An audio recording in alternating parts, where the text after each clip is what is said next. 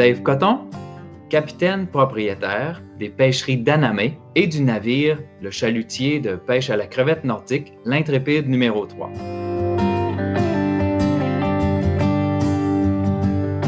Les pêcheries d'Anamé, c'est une entreprise où justement on effectue la capture de la crevette nordique dans le golfe Saint-Laurent, majoritairement autour de l'île Anticosti, avec des points d'escale extrêmes un peu à l'ouest de cette île et se rendant presque jusqu'à Terre-Neuve. Sur mon navire, l'Intrépide numéro 3, on est un équipage total de 4 personnes, c'est-à-dire un capitaine et 3 aides-pêcheurs. Le travail sur un bateau, ça se passe en général de 4 à 7 jours d'activité. C'est du travail 24 heures sur 24. La crevette nordique, petite espèce, un petit crustacé très, très intéressant, avec un goût très raffiné. J'affectionne particulièrement ce crustacé-là. C'est vraiment une passion tant pour la pêche que pour le manger parce que j'adore son goût, j'adore tout ce qu'on peut faire avec ce petit crustacé-là. J'adore aussi utiliser la bonne appellation, crevette nordique, crevette de Matane, qui a été justement un nom qui a été très, très utilisé, mais utilisons le bon nom, crevette nordique.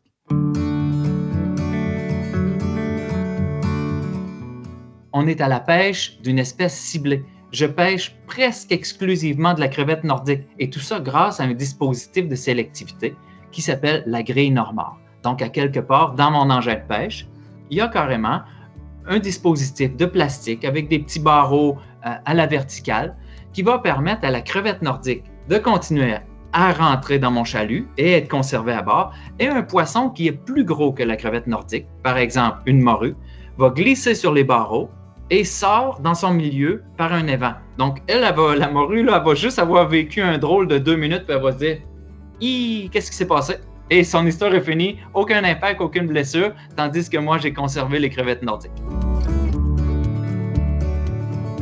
L'ensemble des pêcheurs se préoccupe plus d'être éco-responsable par plusieurs gestes. Soit, par exemple, comme ce que j'ai fait, aller chercher une technologie qui existait au Danemark, rendre mon engin de pêche, le chalut qui frotte sur le fond, moins dommageable sur les fonds marins.